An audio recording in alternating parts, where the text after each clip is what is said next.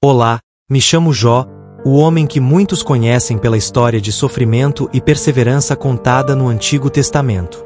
Minha vida foi marcada por uma série de provações tão intensas que poderiam ter destruído qualquer homem. Hoje, quero levar você aos bastidores dessa jornada, onde a fé e a resistência foram testadas ao limite. Vou revelar segredos que talvez você nunca tenha ouvido, e que podem mudar o curso de sua vida. Eu, Jó, era um homem muito rico. Pensa em um sujeito bem-sucedido, abençoado por Deus. Vivia com minha família na terra de Uz. Uma grande família e enormes rebanhos.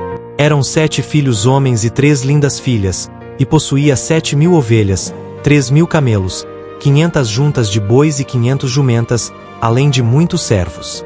Minha fama de ser íntegro e justo se espalhava por toda a região. Eu era conhecido por temer a Deus e me afastar do mal, sempre comprometido em viver uma vida moral e disciplinada. Deus sempre foi tudo em minha existência. Adorar o Senhor sempre foi minha prioridade. Meus filhos eram muito alegres, amavam comemorar. Em seus aniversários, eles faziam grandes festas e sempre convidavam suas 3 irmãs para participar. Após esses períodos de celebração, eu me preocupava com o bem-estar espiritual deles. De madrugada, eu me levantava para realizar um ritual de purificação. Oferecia um sacrifício queimado por cada um dos meus filhos, pensando: talvez meus filhos tenham pecado e amaldiçoado a Deus em seus corações. Eu fazia isso constantemente, cuidando para que minha família se mantivesse pura diante de Deus. Sempre fui muito zeloso com aqueles que Deus me deu. Agora, imagine o que estava acontecendo no céu enquanto eu vivia minha vida em Uz. Lá, Deus estava no seu trono, rodeado por seus anjos, e Satanás apareceu entre eles. Deus perguntou a Satanás: de onde vens? E ele respondeu que estava percorrendo a terra, observando tudo o que acontecia. Foi então que Deus, com orgulho, mencionou meu nome. Você viu meu servo Jó? Não há ninguém na terra como ele, íntegro, honesto, temente a Deus e que se desvia do mal. Mas Satanás, com um sorriso de desafio, retrucou: será que Jó teme a Deus por nada? Acaso não puseste uma cerca ao redor dele, de sua casa e de tudo o que ele possui? Abençoaste o trabalho de suas mãos, e os seus rebanhos estão espalhados pela terra. Mas estende a tua mão e tira tudo o que ele tem, e com certeza ele te amaldiçoará no teu rosto. Com isso, Deus permitiu que Satanás me testasse, mas com uma condição: ele não poderia tocar na minha vida. Então, veio a tormenta. Em um único dia, perdi tudo. Meus rebanhos foram roubados, meus servos mortos, e o pior de tudo, uma casa desabou sobre meus filhos, matando a todos. E não parou por aí. Fui atacado por feridas dolorosas por todo o corpo. Mas, mesmo assim, com toda essa dor e perda, eu me mantive firme. Em vez de amaldiçoar a Deus, eu caí no chão e adorei, dizendo: no saí do ventre da minha mãe e no voltarei. O Senhor o deu, o Senhor o levou. Bendito seja o nome do Senhor. Apesar de toda a dor e perda imensurável, continuei a bendizer o nome de Deus. Por que fiz isso? Foi minha fé inabalável e a aceitação de que tudo pertence a Deus e a Ele retorna. Mesmo com o coração partido, não pequei nem culpei Deus, porque mantive minha integridade e fé. Mesmo quando tudo o que eu amava foi tirado de mim, não perdi a confiança no Senhor. Talvez eu realmente entendesse a natureza passageira da vida e a eternidade das coisas divinas. Minha esposa tentou me convencer a amaldiçoar a Deus e desistir da vida, mas eu resisti, mesmo sofrendo profundamente. Durante essa provação, minha vida foi marcada por 2 acontecimentos, um celestial e outro terreno. 3 amigos meus, Elifaz, Bildade e Zofar, vieram me consolar. Eles se sentaram comigo em silêncio por 7 dias, respeitando meu luto. No 7º dia, comecei a falar e amaldiçoei o dia do meu nascimento. Comparei a vida e a morte com a luz e a escuridão. Desejei nunca ter nascido, pois sentia que a vida só aumentava a minha agonia. Elifaz, então, me disse que, apesar de eu ter consolado outras pessoas no passado, agora eu admitia que nunca realmente compreendi o sofrimento delas.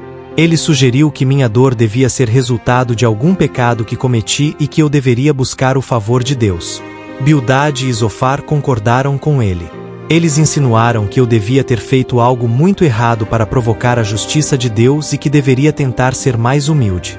Bildade até sugeriu que meus filhos mereciam o que aconteceu com eles. Zofar foi ainda mais duro, dizendo que qualquer erro que eu tivesse cometido merecia muito mais dor do que eu estava sofrendo. Refletindo sobre as palavras dos meus amigos, eu me perguntei como, apesar de minha integridade e fé, estava sendo desafiado a entender a natureza transitória da vida e a eternidade das coisas divinas. E assim, em meio ao sofrimento e aos conselhos dos meus amigos, mantive minha fé e minha confiança em Deus. Após tudo o que aconteceu, comecei a refletir profundamente. Elifaz me disse que parecia que eu nunca tinha compreendido verdadeiramente o sofrimento dos outros. Será que ele estava certo? Será que a minha própria dor revelou uma falta de empatia que eu tinha antes? Elifaz achava que meu sofrimento era resultado de algum pecado que cometi. E se ele estivesse certo, será que eu falhei de alguma maneira que não percebi, atraindo essa adversidade como consequência? Bildade e Zofar também estavam convencidos de que eu havia cometido algum mal. Isso me fazia questionar. Será que injustiças involuntárias ou desconhecidas da minha parte poderiam ter levado a essas calamidades? Bildade foi ainda mais longe, sugerindo que meus filhos poderiam ter causado sua própria morte por suas ações. Isso me torturava profundamente. Como eu poderia aceitar que a tragédia que se abateu sobre meus filhos inocentes fosse de alguma forma merecida? Zofar insinuou que qualquer erro meu mereceria ainda mais dor do que eu estava enfrentando. Isso me fazia refletir profundamente sobre a natureza do sofrimento e da justiça divina. Será que existe uma proporção direta entre nossas falhas e os sofrimentos que enfrentamos? Estou realmente sofrendo mais do que mereço ou há algum propósito maior nessa dor que ainda não consigo ver? As palavras dos meus amigos pesavam sobre mim. Eles tentavam encontrar razões para meu sofrimento, mas suas palavras muitas vezes soavam como acusações. Eu lutava internamente para entender a natureza da justiça divina e questionava se havia algo em minha vida que eu precisava corrigir ou se esse sofrimento fazia parte de um plano maior, insondável para a compreensão humana. Reagi a cada um desses comentários com tanta irritação que chamei meus simpatizantes de médicos inúteis que mascaravam sua ajuda com mentiras. Meus ouvidos ouviram e entenderam isso. O que vocês sabem, eu também sei. Não sou inferior a vocês. Mas eu desejava falar com o Todo-Poderoso e discutir meu caso com Deus. No entanto, vocês me difamam com mentiras. São todos médicos inúteis. Minha reação às palavras dos meus amigos revelava uma irritação profunda. Sentia-me tão incompreendido pelas suas palavras. Eles estavam tentando ajudar, mas por que suas palavras soavam tão vazias e falsas para mim? Chamei-os de médicos inúteis. Será que fui duro demais com eles ou será que eles realmente não entendiam minha dor e sofrimento? Queria que eles soubessem que eu também buscava respostas, que eu não era menos sábio ou entendido do que eles. Mas o que eu realmente desejava era falar com o Todo-Poderoso, discutir meu caso diretamente com Deus. A presença de Deus parecia a única solução para mim. Será porque apenas Deus poderia entender verdadeiramente o que eu estava passando e oferecer as respostas que eu procurava? Minha irritação era um reflexo da minha própria angústia e confusão ou uma resposta justa à falta de verdadeira empatia e compreensão da parte de meus amigos?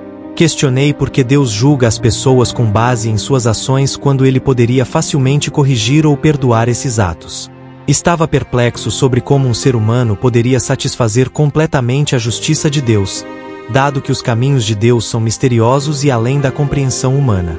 Além disso, os humanos não podem convencer a Deus com suas palavras. Deus não se deixa enganar.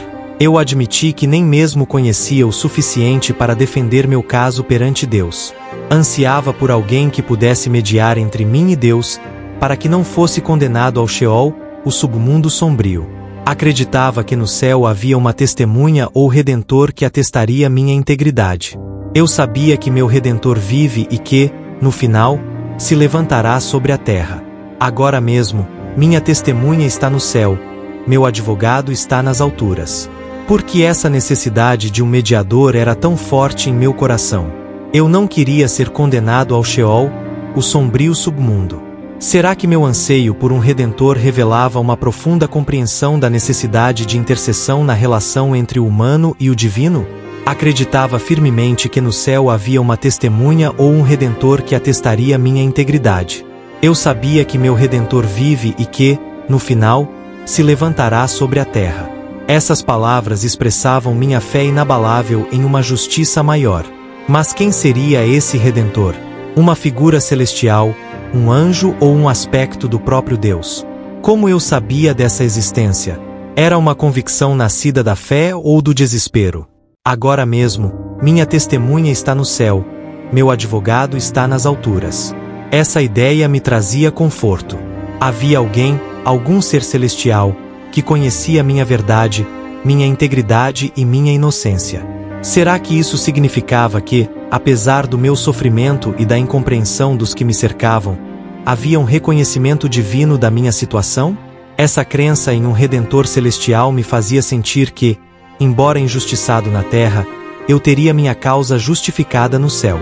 Será que isso refletia um entendimento profundo de que a verdadeira justiça vai além do que é visto e entendido no plano terrestre? Minha fé estava ancorada não apenas na esperança de alívio terreno, mas na certeza de uma vindicação divina e eterna. Esses pensamentos sobre um mediador entre mim e Deus me faziam ponderar sobre a natureza da relação humana com o divino. Vamos imaginar juntos uma conversa sobre esses momentos sombrios e confusos. Imagine você se questionando: será que todos nós, quando estamos no fundo do poço, ansiamos por uma ajuda que vem de algo maior, algo divino? Eu me sentia assim. O sofrimento tinha se tornado insuportável, e eu estava amargo, ansioso e com medo. Eu lamentava a injustiça de Deus. Por que pessoas más prosperavam enquanto eu, e tantas outras pessoas honestas, sofriam tanto? Eu queria confrontar Deus, perguntar por que isso estava acontecendo, mas não conseguia encontrá-lo fisicamente. Pensei que a sabedoria estava escondida de nós, humanos. Mesmo assim, decidi continuar buscando, temendo a Deus e evitando o mal. Então, algo incrível aconteceu. Durante meus discursos, pedi a Deus 36 vezes que falasse comigo. E, finalmente, meu desejo foi atendido. Nas 2 vezes em que Deus falou comigo, isso aconteceu em meio a uma tempestade. Sabe, havia até um certo humor na forma como Deus se dirigiu a mim. Ele me lembrou que Ele é o Criador de tudo. Deus descreveu todas as coisas incríveis que Ele criou e sustentou no mundo, e me perguntou se eu podia fazer igual. No final, Ele me perguntou se eu estava em posição de julgá-lo, dizendo que era impertinente acreditar que Deus deveria se explicar para mim. Fiquei me sentindo muito pequeno. Minha resposta a Deus foi simples: sou indigno, como posso responder a ti? Coloco minha mão sobre minha boca. Falei uma vez, mas não tenho resposta. 2 vezes, mas não direi nada mais. No segundo encontro, Deus não falou sobre si mesmo como Criador, mas sobre 2 de suas criaturas: o hipopótamo, Behemoth, e o crocodilo, Leviatã. Ele me perguntou sobre esses animais, como se eles tivessem as respostas para os grandes problemas da vida. A mensagem era clara: eu não podia entender a Deus, nem o mundo animal, muito menos o mundo moral. Quando finalmente falei com Deus, tudo o que consegui dizer foi: sou indigno, como posso responder a ti? Coloco minha mão sobre minha boca. Foi um gesto de silêncio e humildade. Depois de tanto tempo pedindo uma resposta, quando finalmente tive a chance de falar, senti que não tinha nada a dizer. Falei uma vez, mas não tinha resposta. 2 vezes, mas decidi não falar mais. O que isso diz sobre minha jornada? Acho que percebi que algumas respostas que tanto busquei estão além do meu entendimento humano. Há mistérios na vida e na ordem divina que não posso compreender. Entendi que há coisas além do meu entendimento e que a sabedoria não está em ter todas as respostas, mas em reconhecer e aceitar a grandiosidade e o mistério do universo e de seu Criador. No final, a mensagem de Deus para mim foi clara: por que você está tentando discutir comigo? Eu respondi que Deus é onisciente e que nenhum plano dele pode ser frustrado. Percebi que meu questionamento a Deus foi inadequado. Eu me desprezei e me arrependi em cinzas e poeira. Embora o encontro com Deus tenha sido humilhante, o núcleo do meu problema foi abordado. Voltei a me conectar com Deus. O diálogo ofereceu um clímax magnífico e inesperado para a minha história. No epílogo, quando aceitei que não devia culpar a Deus, o texto mudou de poesia para prosa, mostrando minha nova compreensão e aceitação das interações com Ele. Deus me abençoou novamente. Ele me deu 7 filhos e 3 filhas, além de muitas propriedades, camelos e rebanhos de ovelhas. Eu me tornei muito mais rico e feliz do que antes. Minha vida como servo de Deus foi completamente restaurada. Por outro lado, meus 3 amigos receberam uma repreensão severa de Deus. Ele disse que eles não falaram corretamente sobre ele, deixando claro que não devemos tomar as palavras deles como verdade absoluta. Agora, o que realmente me marcou foi que, nas 2 vezes que Deus falou comigo, Ele não respondeu diretamente às minhas perguntas e não mencionou nada sobre o desafio com Satanás. Eu não sabia o que estava acontecendo no céu porque Deus tinha suas razões para permitir meu sofrimento. A contenda divina com o diabo era algo que eu não podia conhecer. Se eu soubesse, o teste teria sido inútil. Essa experiência me ensinou coisas importantes sobre Satanás. Primeiro, que ele não pode estar em 2 lugares ao mesmo tempo, ao contrário de Deus, que é onipresente. Minha fé e integridade seriam genuínas se eu soubesse do desafio por trás do meu sofrimento? Talvez a verdadeira fé esteja em acreditar e confiar sem ver o quadro completo. Refletindo sobre Satanás, percebi que ele tem limitações. Ele não pode estar em todos os lugares ao mesmo tempo, ao contrário de Deus, que conhece todos os corações e está presente em todo lugar. Isso diminui o poder de Satanás e sua influência em comparação com a onipresença divina. Isso me trouxe conforto, saber que, mesmo no meio do meu sofrimento, Deus está presente, enquanto as forças do mal são limitadas. Saber que Satanás não é onipotente nem onipresente me fez ver que, embora o mal exista e possa causar sofrimento, ele não é absoluto. Deus, com sua onipresença e onisciência, tem um plano maior que vai além das limitações do mal. Isso me ensinou sobre o poder relativo do bem e do mal e sobre onde reside a verdadeira supremacia e presença constante. A grande questão era: por que eu estava sofrendo mais do que outras pessoas? Havia 2 pontos de vista. Primeiro, meus amigos estavam certos de que meu sofrimento era por causa dos meus pecados. Segundo, eu estava convencido de que não tinha pecado e defendia minha inocência. Minha maior dor? Era uma combinação de várias coisas. Fisicamente, eu estava coberto de chagas da cabeça aos pés, exausto e em dor insuportável. Socialmente, minha aparência e minha tragédia recente me tornaram um pária. As pessoas evitavam falar comigo e até os adolescentes riam de mim enquanto eu me sentava num monte de cinzas fora da cidade. Mentalmente, a dor era grande por não saber por que essas coisas estavam acontecendo, especialmente porque não havia nada no meu passado que explicasse isso. Espiritualmente, minha angústia era ainda pior. Eu me sentia distante de Deus, clamando e implorando para que Ele me encontrasse, falasse comigo, discutisse comigo. Esse era meu verdadeiro e mais profundo sofrimento. O sofrimento é muito mais agonizante quando acreditamos que Deus está distante e desinteressado. No entanto, quando finalmente consegui falar com Deus, tudo mudou. As coisas não saíram como eu esperava. Para os cristãos, minha história tem uma conexão interessante com o Novo Testamento. Deus permitiu que Satanás causasse a morte de Jesus na cruz, e até Jesus perguntou: "Meu Deus, por que me abandonaste?" Assim como comigo, Deus não explicou o motivo, sugerindo que até o Filho de Deus se sentiu desconectado do propósito do seu sofrimento durante a crucificação. Os problemas do sofrimento não precisam ser resolvidos nesta vida. É interessante notar que, na versão grega do meu livro, foi adicionado um versículo afirmando que eu ressuscitaria com aqueles a quem o Senhor ressuscitar. Essa esperança de ressurreição nos lembra que haverá uma vindicação final. Os cristãos acreditam que Jesus voltará para julgar os vivos e os mortos no fim dos tempos. Um dia, haverá uma cena de tribunal onde Jesus se sentará como juiz, e todas as pessoas, boas e más, estarão diante do seu trono para serem julgadas de acordo com suas ações em vida. Portanto, tudo o que eu ansiava está prestes a se tornar realidade. A justiça de Deus será aplicada a toda a humanidade em uma reivindicação pública de justiça. Se esta narrativa foi significante para sua vida, não guarde só para você, curta e compartilhe para que mais pessoas possam ser abençoadas. Verifique se já está inscrito no canal. Faça parte desse projeto que ajuda a levar esperança a muitos. É de graça e pela graça alcançaremos outros. Deus abençoe seu lar.